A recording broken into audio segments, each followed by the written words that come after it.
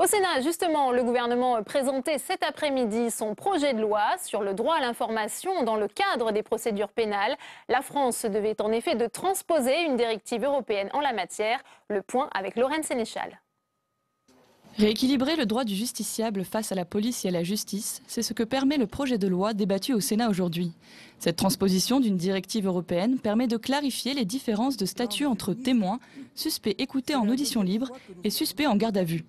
Mais surtout, il permet aux personnes mises en accusation d'être informées de leurs droits. Il permet premièrement que dès qu'une personne est traduite dans les locaux de la police, si elle n'est pas témoin, on doit lui notifier toute une série de droits. Le droit de se taire, le droit de partir, le droit d'avoir un avocat, le droit d'avoir un interprète, etc., etc. Et deuxièmement, ça permet également aux avocats d'avoir connaissance de certaines pièces du dossier, également en garde à vue. Mais ces dispositions, qui sont inspirées du modèle anglo-saxon, seraient difficiles à appliquer. Elles pourraient compliquer le travail des enquêteurs, allonger les auditions et voire augmenter à nouveau le nombre des gardes à vue. L'opposition craint que l'intervention d'un avocat à tous les stades de la procédure augmente les frais pour la justice.